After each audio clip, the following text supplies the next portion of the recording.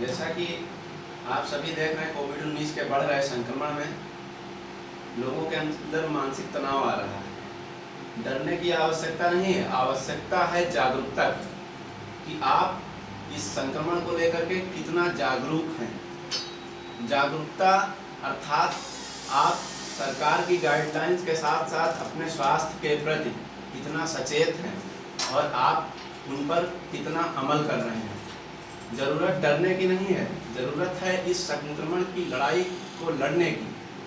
और मनोचिकित्सकों का कहना ये है कि जो लोग अत्यधिक ऐसी जानकारी हासिल करना चाह रहे हैं, एकत्रित करना चाह रहे हैं कि जिससे उनके मानसिक पर इसका बहुत बुरा प्रभाव पड़ सकता है। यही बात मैं बताना चाहता हूँ आप लोगों को मित्रों, कि कोरोना में इस संक्रमण को देखते हुए बहुत अधिक डरने की आवश्यकता नहीं है, बस सिर्फ है आपको जागरूकता की आवश्यकता है।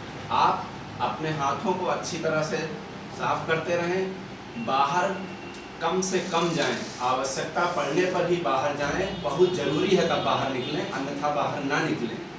ज़रूरी काम ऑफिस के सारे घर से करें, ऑफिस में 50% स्टाफ जो अलाउ है उसके हिसाब से काम करें, कोविड के सारे नियमों का पालन करें और मास्क जरूर लगाएं।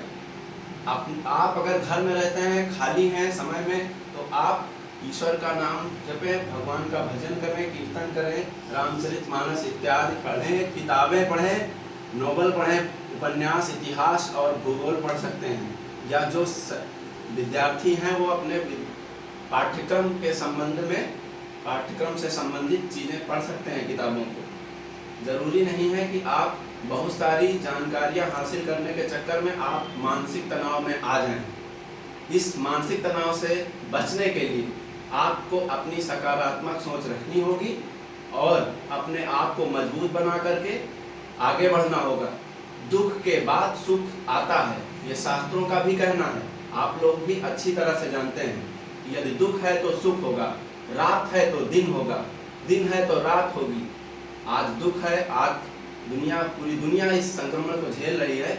ऐसे संक्रमण की जानकारी जो किताबों के माध्यम से न्यूज़ में हम लोग देखते हैं, पहले भी आ चुकी हैं, 2-2 वर्ष तक रही हैं। बहुत सारे लोग इससे प्रभावित हुए, बहुत सारी अर्थव्यवस्था डगमगाई, लेकिन इसका मानव जीवन पर भी बहुत बड़ा प्रभाव पड़ा।